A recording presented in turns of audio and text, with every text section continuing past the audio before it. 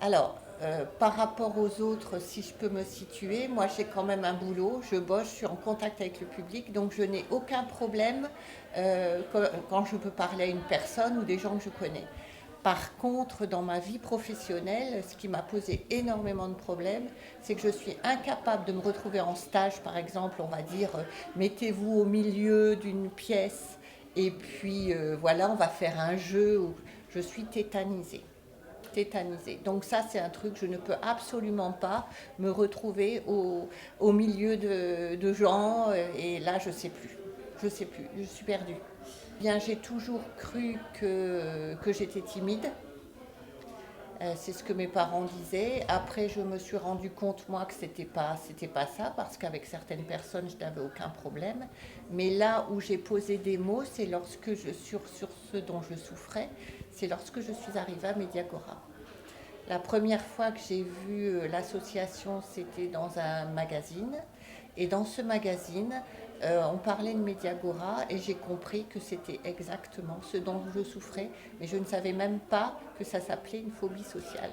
Voilà. Ceci étant dit, je n'ai pas que ça. Par exemple, j'ai des difficultés en voiture, j'ai peur de me perdre, et l'autoroute, parce que c'est l'espace. Je me sens plus seule parce que je sais que c'est une vraie maladie. Par contre, ça m'aide pas forcément à guérir parce qu'aujourd'hui, je sais ce dont je souffre, mais je souffre toujours. J'ai vu des psychiatres, bon, voilà, j'en ai parlé, mais je me suis rendu compte que finalement, le plus gros travail que j'avais à faire, c'est d'accepter, de dire aux gens ce dont je souffrais. Par exemple, je vous donne un exemple idiot, j'ai été mariée 25 ans, mon mari n'a jamais su ce dont je souffrais.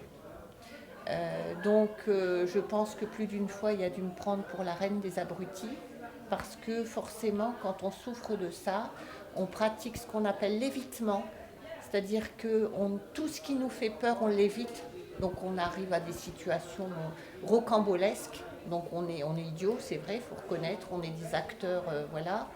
Et donc j'ai compris à un moment que si je ne disais pas aux gens, voilà, j'ai ce comportement-là parce que je souffre de ça, j'irai jamais, ça me pourrirait la vie, ça me pourrirait la vie tout le temps.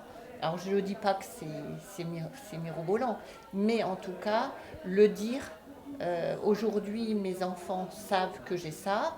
Bon, je l'ai dit une fois, on n'en parle plus, mais ça leur permet elles aussi d'expliquer pourquoi, par exemple, c'est pas parce que je suis pas sympa que je veux pas les conduire à Tataouine, c'est juste parce que pour moi c'est un travail extrêmement difficile. Ce qui m'aide, oui, c'est l'amour des miens. C'est de me dire que si j'étais pas là, d'autres gens souffriraient, que je suis pas inutile. Ça j'en suis consciente et voilà, malgré le départ de mes enfants, j'ai une vie quand même, allez, je dirais quand même correcte, même si j'aimerais qu'elle soit autre, j'ai quand même une vie correcte, je reconnais.